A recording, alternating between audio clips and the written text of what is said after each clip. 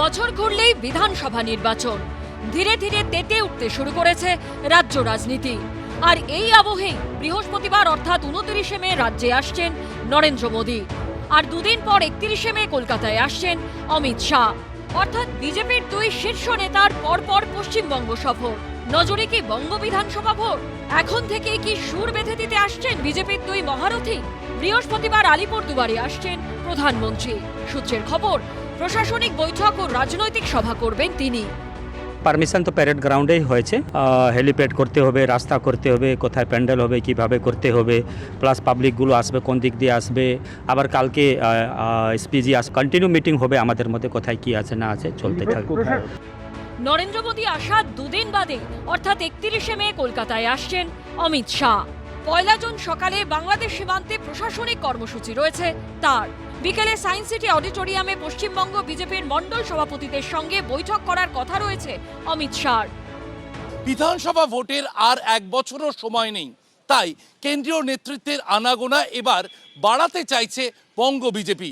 তারা অনুরোধ করেছেন কেন্দ্রীয় নেতৃত্বের কাছে প্রতি মাসে অন্তত একজন হেভিওয়েট যেন সভা করেন এই বঙ্গে। এখন ভোট এলেই এরা একটু বেশি আসেন, রাজনৈতিক পর্যটকের ভূমিকা নিয়ে নেন, আর ভোটের সময় এসে তারা ডেইলি প্যাসেঞ্জারি করেন, ডেইলি প্যাসেঞ্জারি।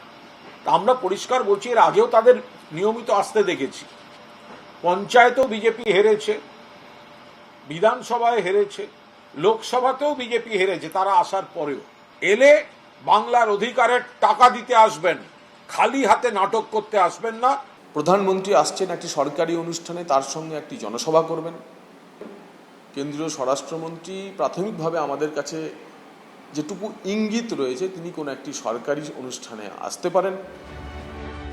2021 সালে পশ্চিমবঙ্গে 8 দফার ভোট শুরু হয়েছিল 27শে মার্চ, শেষ হয় 29শে এপ্রিল। ফল প্রকাশ হয়েছিল 2রা মে। এখানে এসে আলিপুরদুয়ারে বক্তৃতা করা হোক বা অমিত শাহ আসুক, এই সবটা হচ্ছে আসলে বিহারে উনি যেমন গেলেন, সর্বদলীয় বৈঠক করলেন না, সীমানায় গেলেন না, যারা পেহেলগাঁওতে নিহত হলো তাদের পরিবারের সঙ্গে দেখা করলেন না, তখন দাঁড়িয়ে এটা বোঝা যায় যে এটা হচ্ছে বাপ বেলানা ভৈয়া ভৈয়া সবচেয়ে বড় এখন হচ্ছে ভোট। 26এর ভোটের কথা মাথায় রেখে ইতিমধ্যেই জেলা সভাপতি পদে সাংগঠনিক রদবদল করেছে তৃণমূল। সূত্রের খবর, ব্লক স্তরেও রদবদল হতে পারে। ইতিমধ্যেই একাধিক জেলা সফরে গেছেন মমতা বন্দ্যোপাধ্যায়। শিবাশিস মৌলিক, আশাবুল হোসেন ও অরিন্দম সেনের রিপোর্ট, এবিপি আনন্দ।